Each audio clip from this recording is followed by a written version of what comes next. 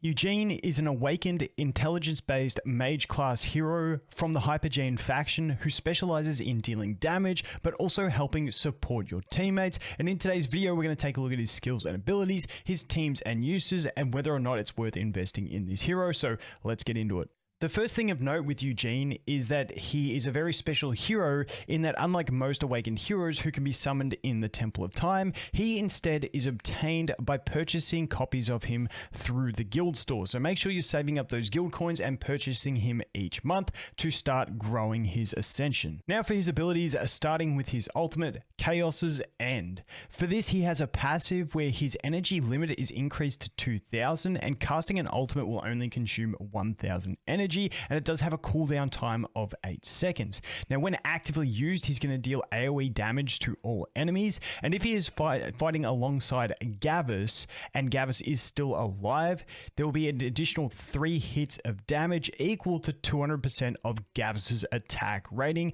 to the target with the highest damage. On top of that, when he uses his ultimate, he's going to explode any magic cores on the field. Now we'll look at magic cores in his next ability, but they will detonate, and for each magic core, his next ultimate power will be increased by 50% attack rating up to 200% at max. And on top of that, for each detonated magic core, he will permanently gain magic pierce of 6 points, stacking up to 8 times. His next ability is Magic Core. For this one, he's going to deal damage to enemies and spawn a lesser magic core around them, which is going to continually reduce their magic resistance. Now, up to 5 of these lesser magic cores can exist on the battlefield at any one time. If any additional are created, then a previous one will detonate and disappear, dealing damage based on Eugene's attack rating. Next up, we have Arcane Sting, which has a passive portion and an active portion.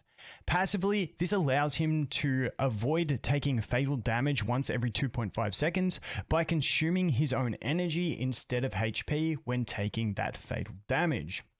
Now, on top of that, if his ultimate is off of cooldown with the 8-second cooldown and he doesn't have enough energy, he can then instead consume his own HP to help him cast that ultimate. As for the active portion, he's going to create a projectile that's going to deal damage to the target and detonate surrounding magic cores. For his ability Thief of Fate, Eugene is going to swap the health of the allied hero with the lowest remaining health with the enemy hero with the highest remaining health. This does have a cap based on his own attack rating, but he is also then going to deal additional damage to that enemy with the lowest health. And now for his Awakening passive Deceptive Nature.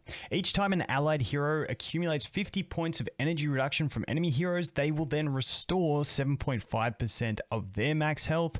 However, the big one for energy regeneration in teams is that each time allied heroes receive health loss equal to 5% of their max health from enemy heroes, the allied hero will recover 75 energy. His signature item provides the skill ups for his Magic Core ability.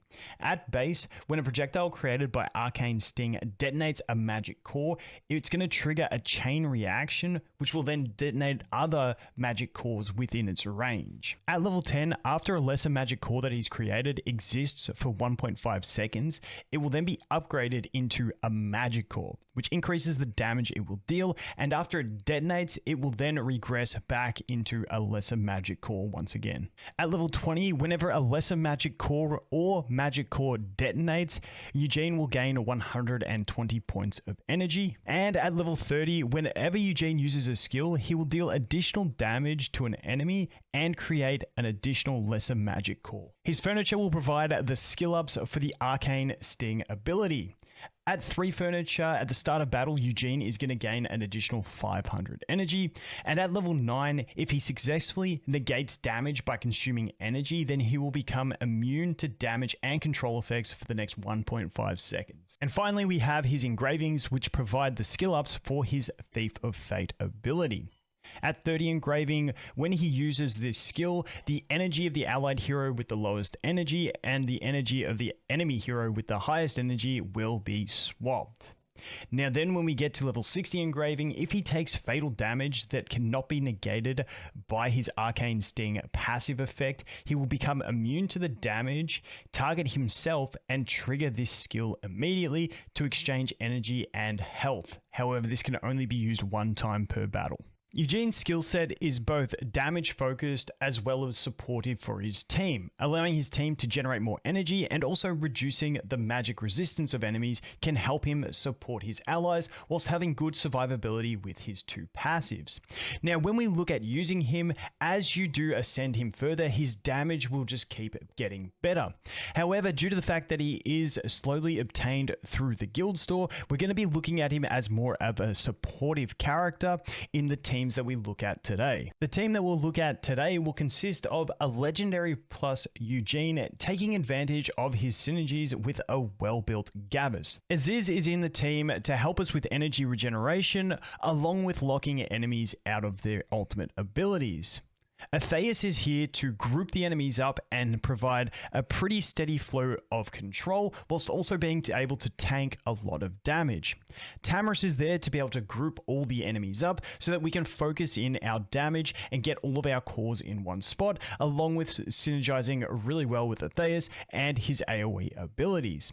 Then obviously we have Eugene in here with the support for our team, along with having that great synergy with Gabbers to allow us to amplify our damage due to his ultimate dealing additional damage based on Gabbers' attack rating. Then finally we have our Gabbers. He is our main damage dealer in this team, and not only that, he provides great support, allowing our Aziz to avoid any damage early on while he's descending, and that allows us to group the enemy team up and then focus them in without losing any heroes early in the battle. And then, as I said, he provides the bulk of the damage, synergizing incredibly well with Eugene. As for collections on Eugene, Captive Wings is fantastic, with ideally looking for stats of magical pierce and crit damage amplification. However, you can also get away with the artifact Warden of the Arcane for a little bit of added haste.